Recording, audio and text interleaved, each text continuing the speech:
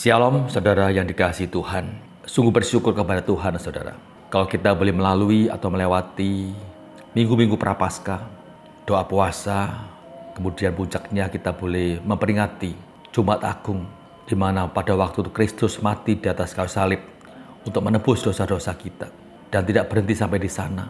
Minggu kemarin kita merayakan kebangkitan Tuhan Yesus yang memberikan pengharapan kepada kita sebagai orang-orang percaya.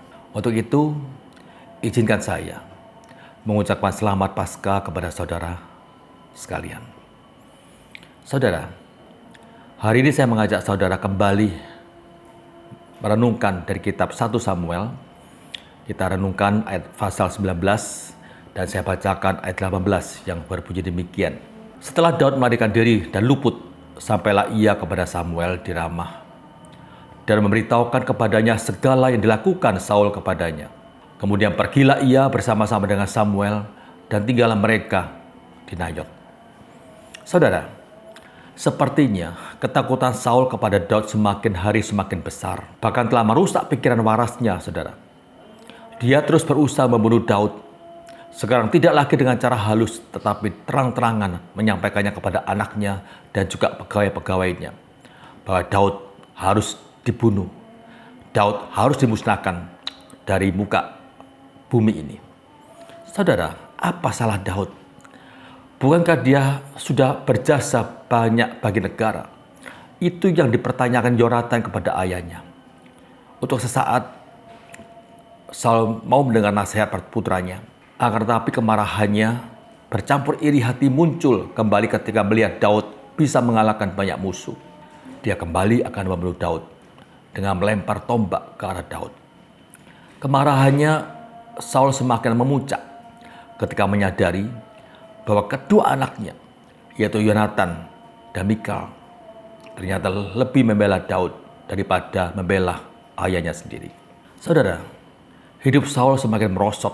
Perhatiannya bukan pada bagaimana memerintah bangsanya, bagaimana mengatur negara untuk menghadapi berbagai macam musuh yang menyerangnya.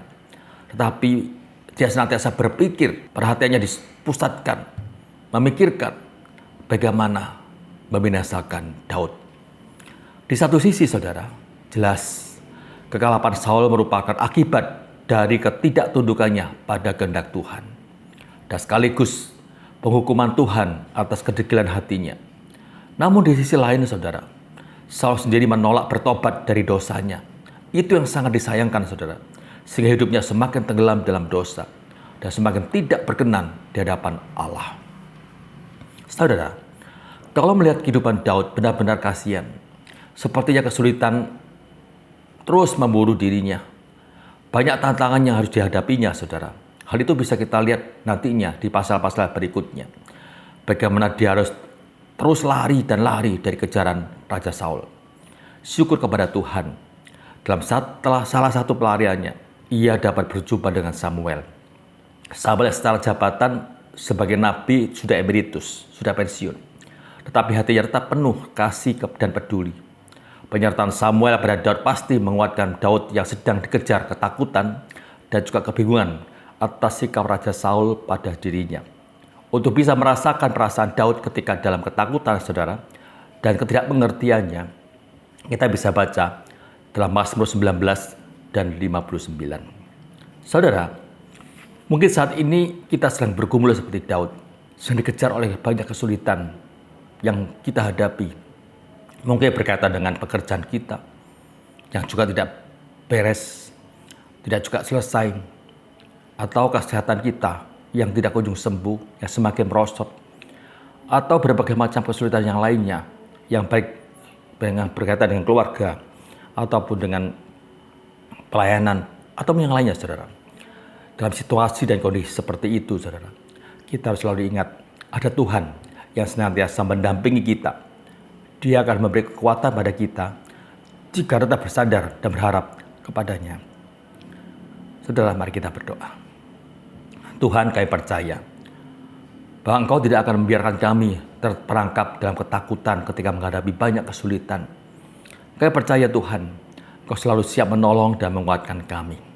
Terima kasih Tuhan untuk kasih-Mu, atas pertolongan-Mu, atas kekuatan yang Engkau berikan pada kami. Kiranya kami senantiasa berharap dan berharap kepadamu Tuhan. Bukan berharap pada manusia, tapi berharap kepada Tuhan yang merupakan batu karang kami, yang merupakan kota benteng kami, yang senantiasa boleh melindungi kami dan memberi kekuatan kepada kami. Terima kasih Tuhan, terima kasih. Dalam nama Tuhan Yesus kami berdoa. Amin. Tuhan memberkati saudara sekalian.